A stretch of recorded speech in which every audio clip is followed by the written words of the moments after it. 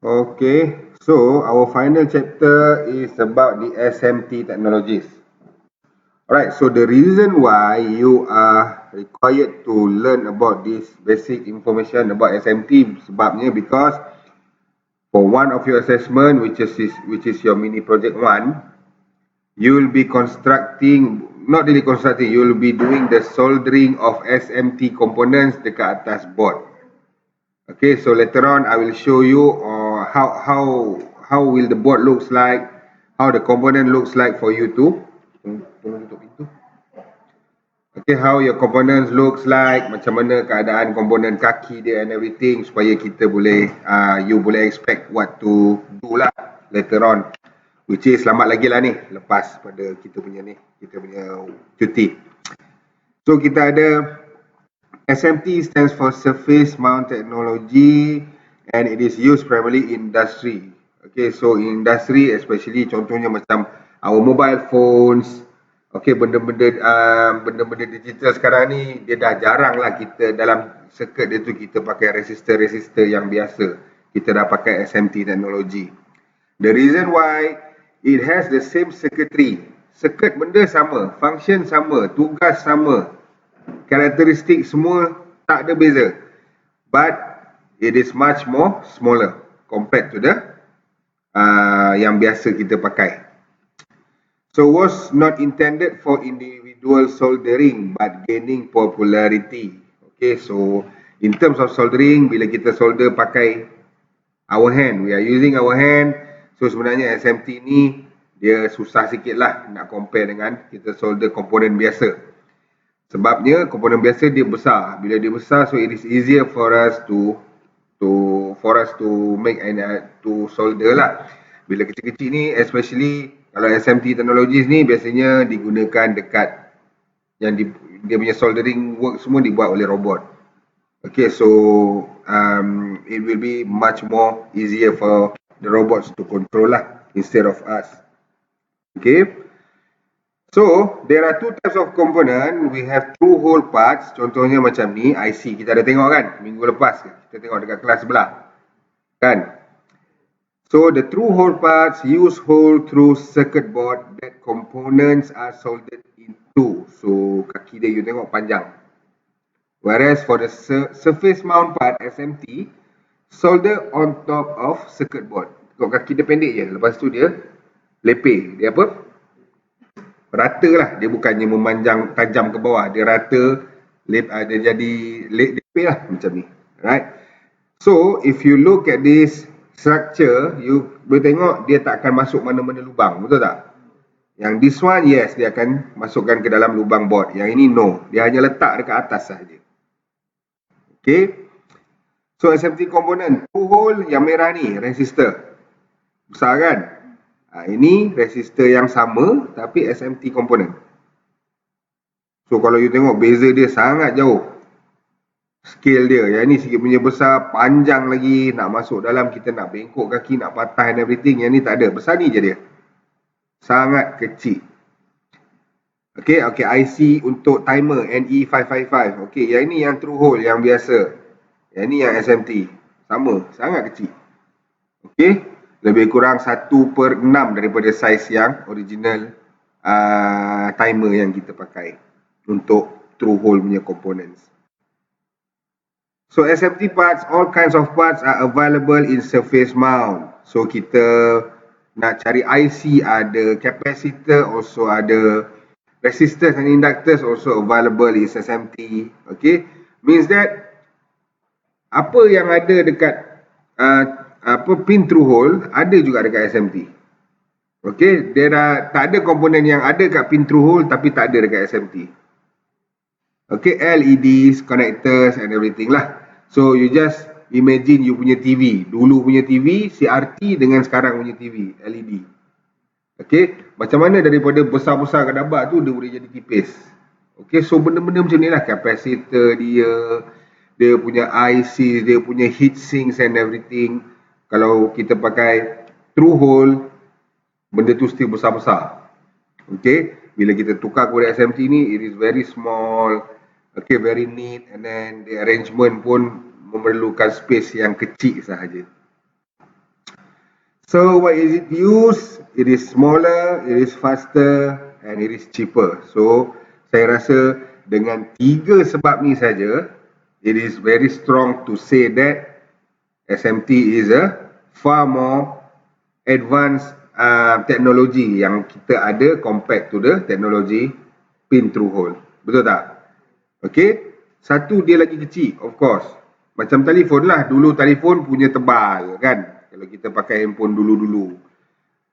Tebal, besar and everything. Sekarang dia dah jadi kecil. Dia jadi tipis and everything.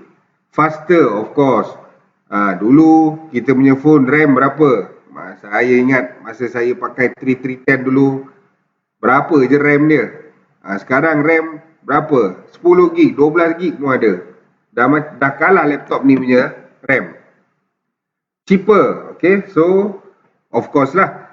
Kalau kita tengok pun sama juga macam harga mobile phone. Dulu, masa keluar mula-mula 3310 saya beli, saya mula-mula kerja, harga dia 1400. Sekarang harga 300 je dah boleh pakai Xiaomi.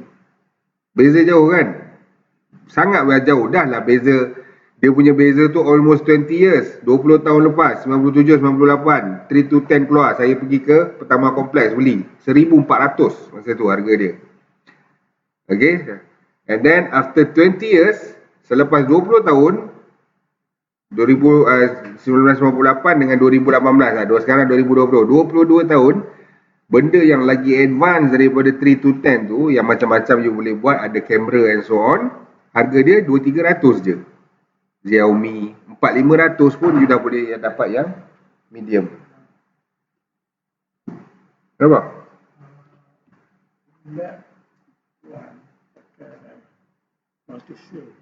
Lab apa? Okey. Tak ada PC. 34 lah bro. 34. Lab 34 lah. 410, 411, 412 semua boleh pakai. Ada multi-sim. Oh lah, satu dia pakai multi-sim. Sini memang tak ada. Ayo. Okay.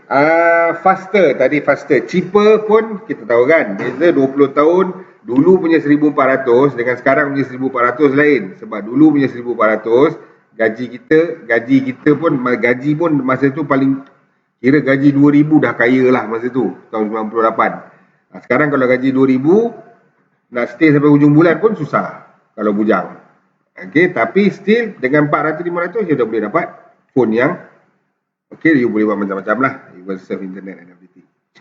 So most new and cool products are only available in surface mount package. Okay, so sekarang lah handphone, gadget and everything semua memang pakai SMT lah. Dia dah tak pakai dah PTH. Dia tak pakai pin through hole lah. Accelerometer smaller than your fingernail. So kita tengok sini lah. Okay, memang sangat kecil semuanya. So it is also known as computer on a chip. So dia ada dia punya dia punya IC, microcontroller dia dekat sini. Dia boleh control the whole thing. Dah macam komputer. Radios on a chip pun ada. Kita boleh buat dekat sini. Dia ada transmitter, nampak? So kita boleh transmitkan dia and everything. Okay, so you tengok benda-benda ni. Ini duit berapa ni? Duit 50 sen, duit 20 sen. Nampak? Ini duit 50 sen. Dia even kecil lagi daripada duit 50 sen. Okay, so dia boleh jadi computer on chip. So you bayanglah betapa, okay, betapa advance-nya SMT ni. Much smaller size, components on both side of board. So ialah bila kita boleh buat kat dua-dua board, so maksudnya kita boleh minimizekan dia punya size. Right? Leads can be much shorter, reducing inductance and resistance, thereby increasing performance. Okay. Bila kita pakai pin through hole, yang komponen biasa kita pakai, kita akan ada kaki, macam resistor kaki dia panjang kan. Lepas tu kita pakai jumper and everything. LED pun ada kaki. So kita masukkan kat dalam kita punya, katakan kita punya strip board. Lepas tu kita potong kaki dia, kita solder and everything. You know, bila kita ada banyak benda-benda tu, pin-pin, kaki-kaki, resistor and everything semua ni banyak. Lepas tu jumper, external jumper kita pun banyak. Dia akan meningkatkan kita punya inductance dengan resistance. So what happens, dia akan menyebabkan performance dia tak tip top lah. Okay, but bila kita pakai SMT, disebabkan oleh kaki-kaki IC, kaki komponen semua pendek-pendek, so dekat situ dia dah dapat reducekan resistance dengan inductance. So what happens, bila benda tu dapat reduce, of course performance dia akan increase lah. Okay, prototyping is more indicative of the final product. Okay, so bila kita buat prototype, kita buat yang percubaan pun kita dah boleh indicate, kita dah boleh tengok, okay, kita punya final product ni lebih kurang macam mana, size dia lebih kurang macam mana, performance macam mana and everything. Okay, so it is very easy to do it lah. So this is an example of PCB board before soldering. So nanti you punya mini project, you akan dapat something like this lah, tapi much more smaller lah, lagi kecil daripada ni. So you akan dapat satu breadboard dan satu PCB board warna hijau. Ini example after soldering with SMT component. So atas ni nampak ni, ni semua ni adalah komponen. Right, ini resistor ada dekat sini, ini switch, ini ada IC, ada this is capacitor, ini dia punya port. Okay, so kalau kita tengok sangat kecil lah komponen dia. So how to solder the SMT? The techniques is to fine tip soldering. Use conventional soldering techniques on a much smaller scale. So yang macam saya ajar semalam, kita boleh buat juga pakai tangan, tapi kita kena pakai lagi sikit dia punya solder tu. Instead of kita pakai macam dekat breadboard atau kita pakai dekat stripboard, kita kena pakai banyak sikit. Yang ini lagi sikit. Hot plate reflow used for single IC with limited footprint. Ini untuk IC lah. Oven reflow use soldering paste and reflows entire board. So kita pakai dia punya paste dia lah.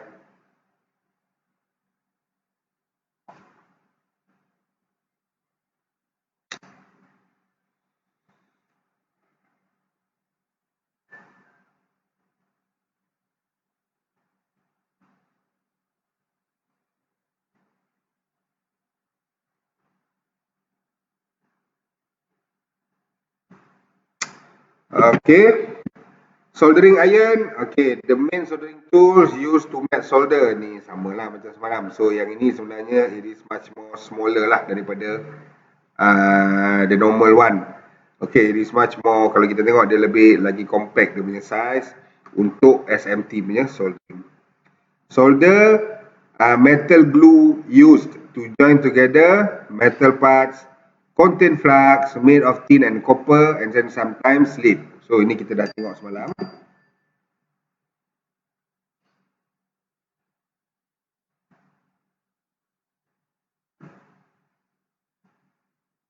Okay. Tweezer, clippers and pliers. So kita ada tweezer, kita ada clipper. So tool used to handle components and PCB. So tweezer ni sangat penting. Sebab komponen dia kecil, you nak letak pakai tangan sangat susah. Nak letak betul-betul dekat tempat dia. So kita pakai tweezer, which is dia punya holder tu lagi kecil. So kita boleh placekan properly lah. Pads and leads. Components and board parts that you will solder together. So kita tengok, ni dia punya lead dia punya kaki. Okay, kita tengok memang bentuk dia lepeh.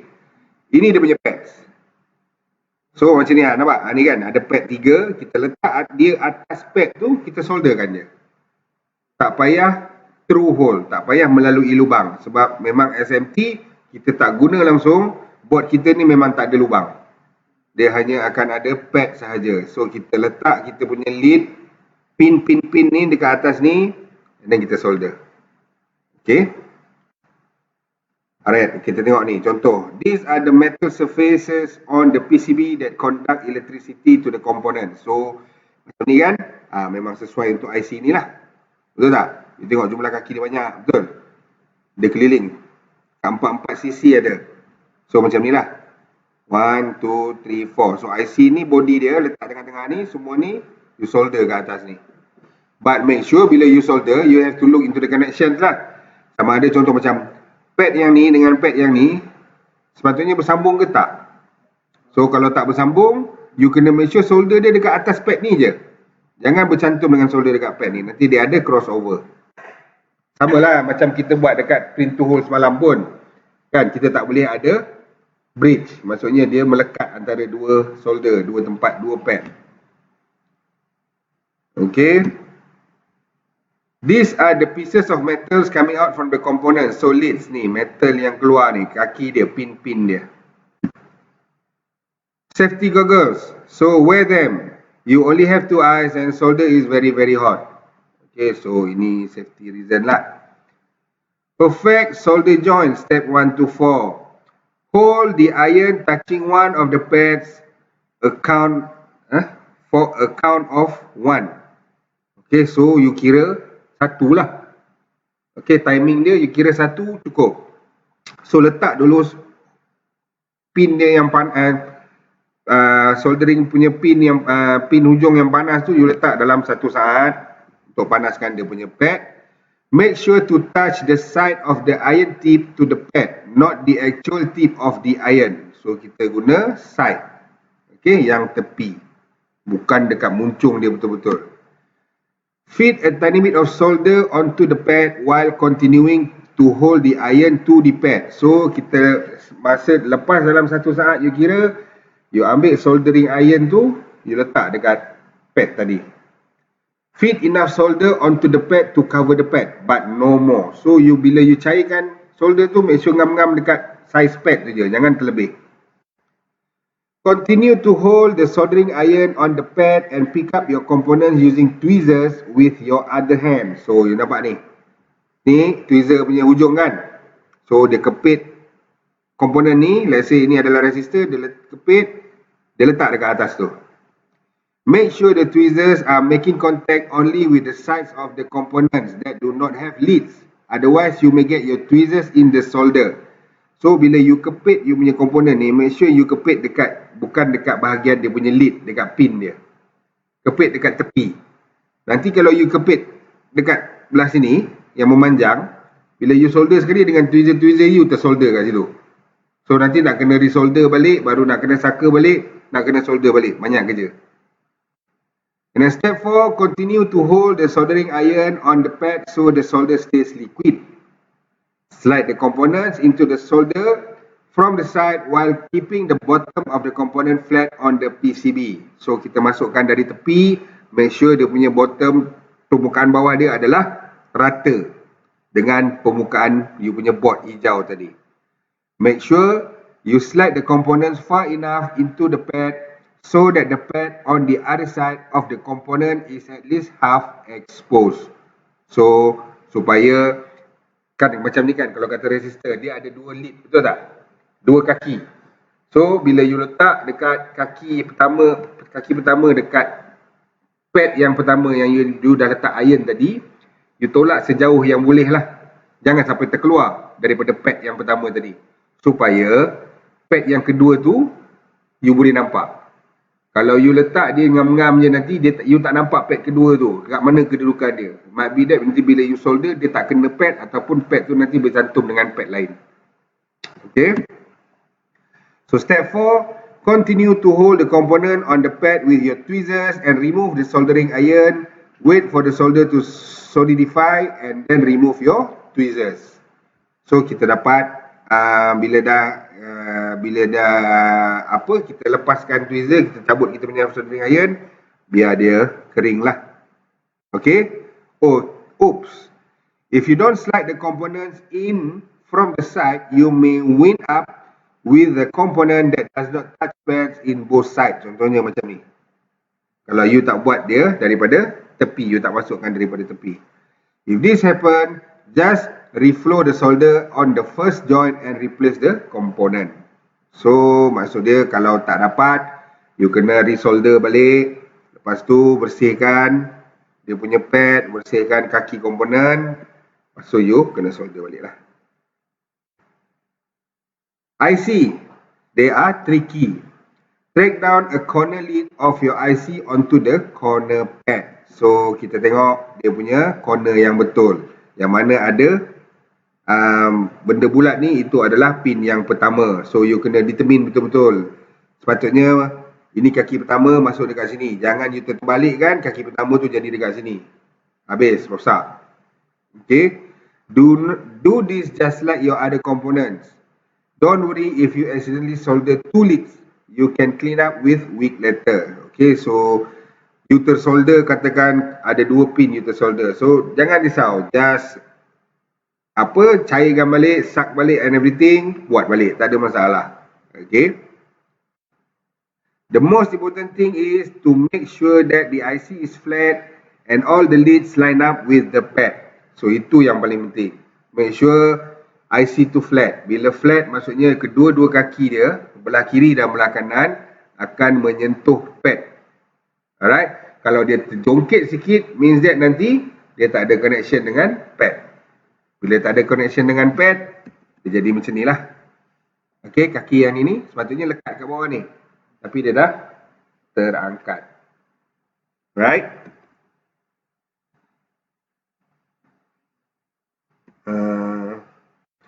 To keep the IC in place, next solder the lead on the bottom right corner or the corner diagonal from your first solder joint. Okay, let's say you buat sini solder yang pertama. Okay, so nak make sure that dia tak terjongkit, you solder yang kedua, yang bawah ni, yang diagonal. Okay, yang bersisi diagonal daripada dia, yang bersilang lah. So that dia akan means that kita dah make sure that dua sudut tu dah jadi flat. Kita takut kalau you buat macam ni kan, you solder semua sebelah ni, nanti sebelah ni dia terangkat lagi. So nanti susah kalau you terlebih solder dekat tepi ni. Bila dia terangkat terlampau tinggi, you nak tekan dah tak boleh. Bila you tekan terlampau kuat, nanti pin dia, kaki dia akan jadi patah. Sebab dia dah terlampau terangkat. So kita buat satu dekat sini, satu dekat ujung ni. Lepas tu baru buat ujung ni pula dengan ujung ni. Bentuk X dulu. Lepas tu baru you buat yang keliling ni. Sebab kita nak make sure setiap bucu tu rata. Baru dia senang kita nak solder. To keep the IC in place, next solder the lead on the bottom right corner or the corner diagonal from your first joint. Sama lah ni. And then after that, put solder on the rest of the leads and pads. Don't worry if you weed up with a lot of jumpers. You can clean up later. Alright, so don't worry. Memang IC kaki banyak, komponen pula kecil. So memang senang nak jadi bridge. Nak jadi yang 2-3 pin solder sekali. Tak ada masalah. Boleh check balik, nanti kita boleh buang and buat redo balik. Just make sure dia flat. Itu yang paling penting. Okay, surface mount technology. So kita tengok sini dia punya what we call it, dia punya level of soldering lah. Kita ada acceptable print. So yang ni maksudnya yang okay lah. Right. Ini kita ada slump, scavenge, bridging. Macam ni bridging, dia bercantum. Dua pad yang berbeza dah jadi bercantum. Yang ni picking. Okay. Basically macam ni pun dah terlebih sangat. Tak bagus lah. Nanti board you akan rosak bila terlampau banyak solder. Yang ni terlampau sikit, takut tak melekat. Yang ini dah ada bridging, maksudnya dia dah ada connection yang tak sepatutnya. Okay, yang ini pula dia tak cantik lah. Dia ada tajam-tajam pula dekat atas tu. So means that it might be boleh damagekan you punya components. Okay. So inilah, ni dia punya, ini dia tengok dia punya tweezer pun tahu tweezer dia ni tweezer mahal, bukan tweezer cabut bulu kening punya kan. So you tengok dia punya komponen tu lah, very small. All the components, all the resistors and everything sangat kecil. You nak pakai tangan memang tak boleh. Tangan jari you dah besar ni. Macam mana you nak place you punya resistor besar ni kat situ? So memang kena pakai tweezer. Okay, connector lah macam ni cantik kan. Tapi ini bukan manusia buat lah ni, ini robot buat. You tengok cantik sangat lah. Okay.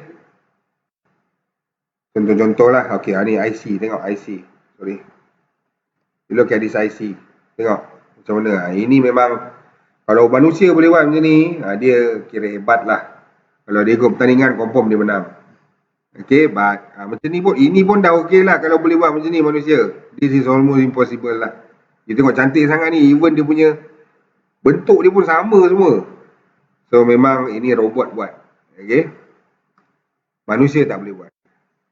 Key point to remember, always keep the tip coated with a thin layer of solder. Itu kita dah bincang semalam. Use fluxes that are as mild as possible but still providing a strong solder joint. So flux ni nanti kita akan kita akan pakai paste nanti untuk make sure kita punya joint tu apalah kukuh. Keep temperature as low as possible while maintaining enough temperature to quickly solder a joint. 2 to 3 second maximum for electronic soldering. Jangan terlampau lama. Lama-lama copper dia terbakar, pad dia terbakar, langsung tak boleh pakai. Match the tip size of the work. So tengok apalah komponen you besar mana and everything. So solder tu pun kalau boleh jangan yang terlampau besar. Use the tip with the shortest reach possible for maximum efficiency. Okay, ini kalau kita ada banyak jenis tip lah. Okay, so it's not really apalah untuk kita. Okay, habis. Alright, so that's it for our lecture. So we have what? 7 lectures completed. So for this week, we are already where is it? Okay, this is the plan for our class lah. So kita dekat sini sekarang week 4, kita dah habis lecture 6. Okay. And then next week kita akan buat tutorial. So kita akan tengok components, kita akan tengok apa ni? What we call it? Equipment and everything lah for the next 2 weeks. Iaitu week 5 dengan week 6. Kita akan buat tutorial sampai week 7 sebenarnya. Okay, so next week saya nak fokus dekat components dengan multimeter. Week seterusnya ni kita akan fokus dekat ni lah, trainer, kita punya power, kita punya oscilloscope dengan apa untuk week 6 dengan week 7. Lepas tu week 7 saya akan bagi vlog assessment kita yang pertama. Vlog ni video log ataupun blog lah, logbook sebenarnya. So saya akan bagi, you bawa balik, you boleh buatkan lah. Okay. Lepas tu week 8 kita akan buat practical test 1. Practical test 1 ni tak ada what we call it, tak ada soldering apa lagi lah. Kita ada just kita pakai oscilloscope je, multimeter oscilloscope only. Okay, so kita akan buat practical test 1 week 8 untuk 2 sesi kelas hari Selasa dan Rabu. Week 9 kita akan buat quiz. Okay, lepas tu week 10 dengan week 11 kita buat tutorial. So yang ini kita akan start buat tutorial pasal soldering. Okay, and then week 12 kita buat practical test 2. Settlekan practical test 2 sebab practical test 2 ni dia dah, kalau tak silap saya, ada ke ya solder, saya pun tak pasti. Saya rasa ada kot, tapi simple solder sajalah. Okay, yes, dekat atas, kalau tak silap saya atas strip board je. Lepas tu week 13 present you punya vlog yang saya bagi masa week 7 tadi. So you ada week 7 1, 2, 3, 4, 5, lebih kurang 5 minggu dah siapkan you punya presentation. Ini ni bukan tarikh. Ini starting minggu, hari Isnin. Hari Isnin dia 14 hari bulan. Kan, betul tak? Kita tengok 14 Oktober. Apa semas boleh pergi sampai. Okey, ni salah, sorry. Saya lupa nak tukar. Sampai 30 Mac, lepas tu saya dah tak tukar ni untuk apa. So ignore ni lah, kita ambil week je, week. Okay. Lepas tu week 14 kita buat lagi tutorial yang lebih kurang macam tutorial week 10, week 11 ni lah. And then kita completekan project 1 dengan project 2. Project 1 dengan project 2 ni benda yang sama. Project 1 kita buat practical, project 2 you jawab bertulis. Okay, so week 17 finalize lah. So ini plan je sebenarnya, tapi saya rasa week by week 14 ni kita dah boleh settle lah semua. Okay, kita dah boleh settle semua lah. Sebab nanti macam tutorial ni, okay, kalau saya rasa 1 minggu kita buat, rasa tengok you all dah okay, mungkin kita boleh proceed terus dengan practical test 2 masa week 11 ni. Macam tu lah lebih kurang. Okay, so that is the plan sampai week 17. But saya rasa by week 14, week 15 ni dah boleh habis dah lah. And then that's it lah, habis lah subjek ni sebab you tak ada final kan. Okay, so that is the plan lah. So next week datang kita buat practical tutorial sahaja. Okay, so attendance tak apalah, nanti saya ambil semua datang kan. Saya ambil kat sini je lah. Nak scan lambat.